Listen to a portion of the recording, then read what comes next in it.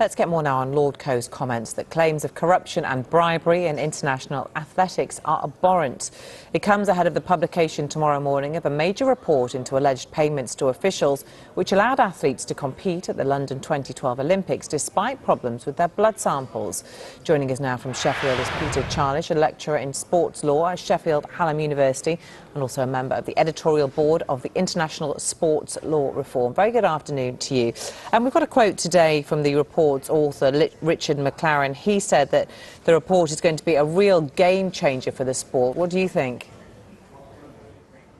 It's certainly a sobering thought that it is a game changer. We won't know until we see the report tomorrow, but all the indications are that it will be a very, very significant piece of work. What do you think about the allegations that have been swirling around athletics for the past year or so? It's disturbing. We don't know for certain that everyone's innocent until proven guilty. However, these allegations, as you say, have been swirling around for some time, and athletics has a rather checkered history in this respect. And if these allegations do prove to be true, then it is very, very worrying indeed for the sport.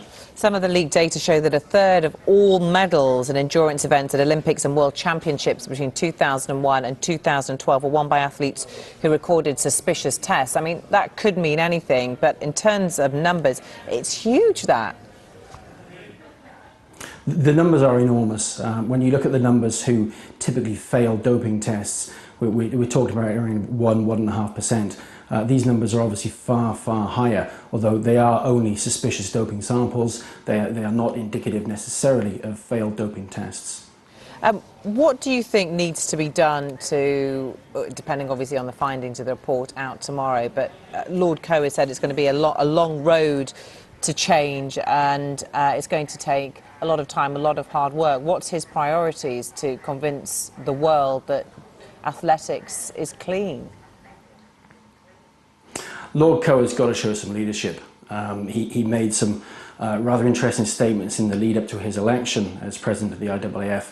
He now has to show some leadership, and if necessary he would need to make sure that Russia is expelled from international competition for a period of time. Yeah, he described, I'm not sure if one of those comments you're thinking of is the former leader Dayak, who's been charged with various bribery allegations. He's described him as the spiritual leader of athletics, didn't he?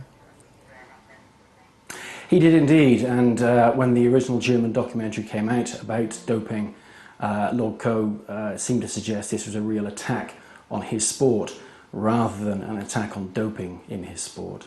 Yeah, and obviously Lord Coe's been involved with the IAAF for many, many years as well, and does it raise questions about his leadership? One would hope not. I mean, he is now the leader of the IAAF, so I think we need to give him the benefit of the doubt, and hopefully he will be able to move towards cleaning up athletics. OK, Peter Charlish, good to talk to you. Thanks very much for joining us here on Sky News today. Thank you. Thank you.